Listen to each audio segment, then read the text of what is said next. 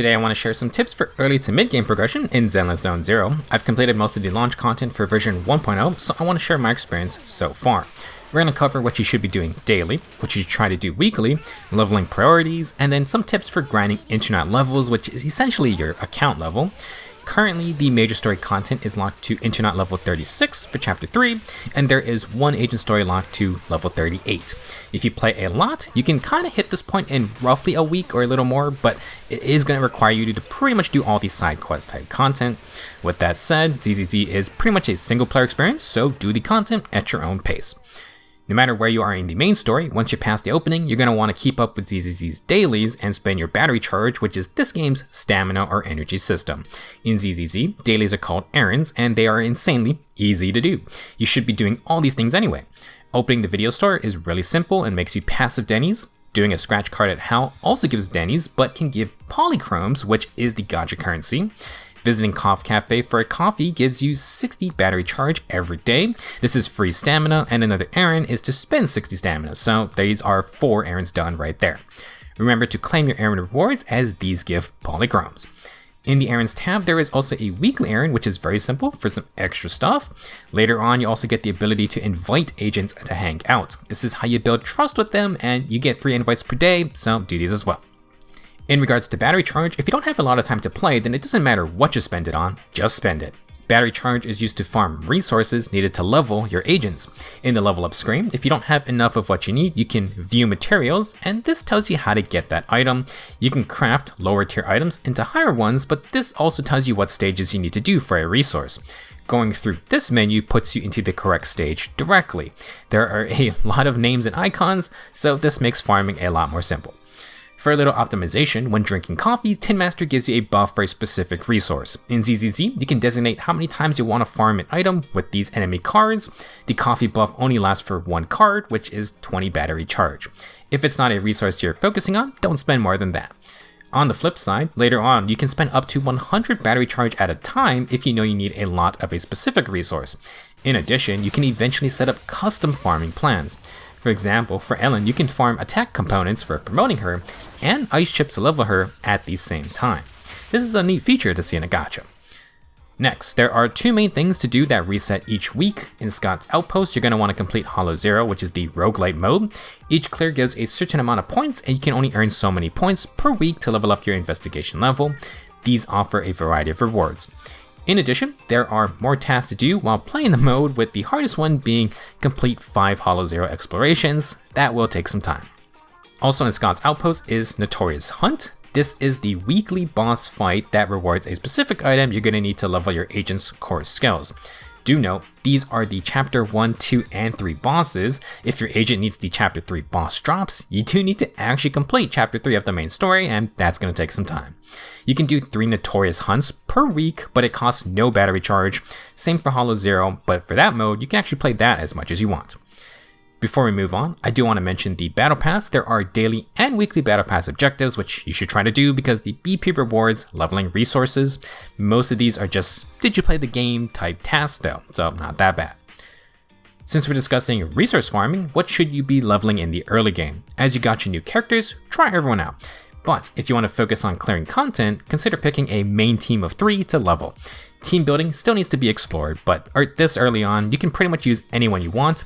My suggestion would be using the guaranteed S-rank agent you got via the stable channel discount, and try to have 1 attacker type agent. Use who you want though.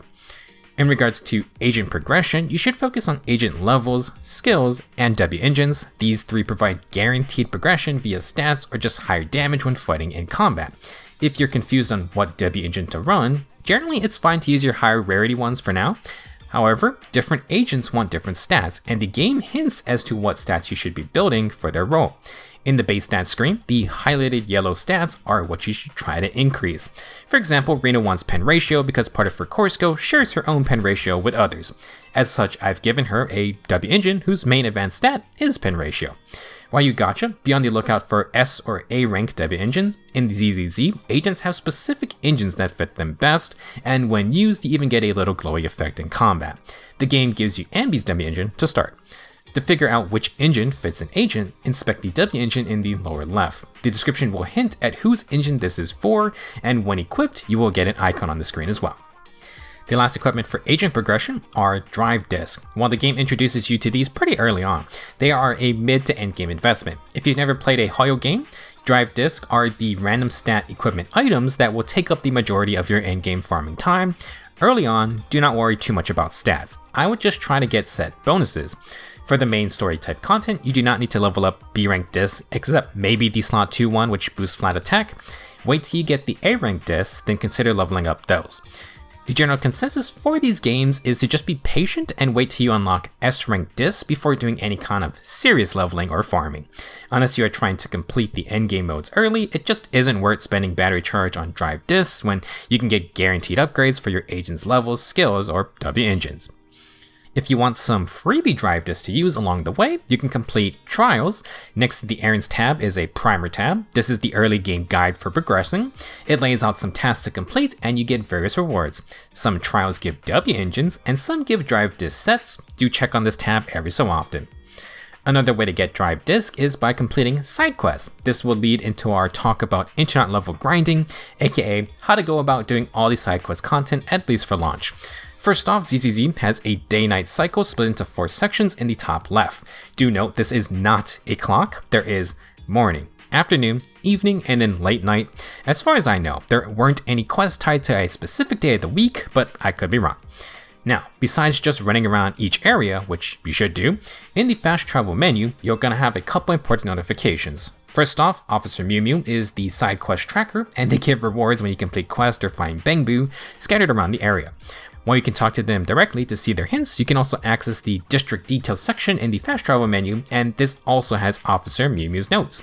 Take note of the time of day in the hints because you need to find these Bangbu at certain times. Also shown on this fast travel section are any side quests where you need to talk to someone. These are the blue exclamation marks. If you see one, you should track it down because I'm pretty sure these are also tied to time of day. In essence, you just want to explore each area at every time of day. If you access the time of day screen, you're allowed to rest once per day. This advances you to the next time slot. You can also complete quests or farm stages to advance time. As far as I know, there is no actual calendar system time limit. You don't need to be hyper optimized or anything. It's just to play into that slice of life atmosphere ZZZ has going on. Now, once you pick up your side quests, the internet menu has your schedule, and this is essentially the quest screen. You can track quests to get a marker. Now, for some quests, you're going to need to go over to notifications.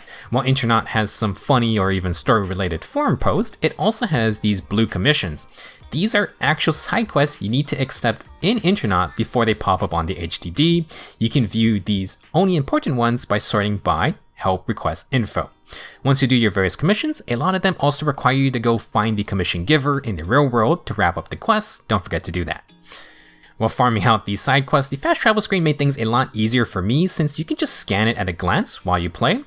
At the very least, it just lets you know something is in the area to do.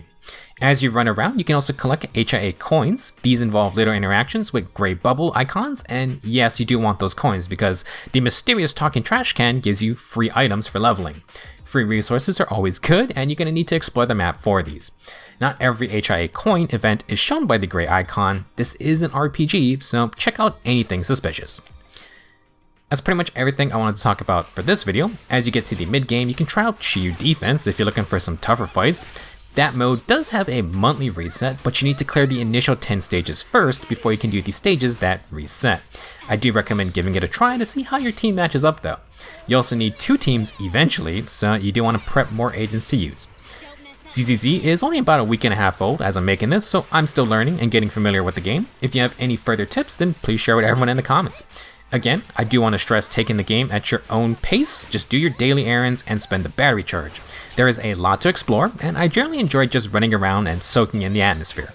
As a small heads up, I do believe some Bangbu only appear after certain conditions. For example, there was one Bangbu I just could not find on 6th Street until I interacted with another Bangbu in a different area. Sometimes you just gotta come back later. For my next video, I'm thinking about covering shared aspects among the support type agents. I also want to talk about Nicole soon because I've been trying to use her more. Thank you for watching though, stay tuned for more ZZZ content, and I will see you in the next video.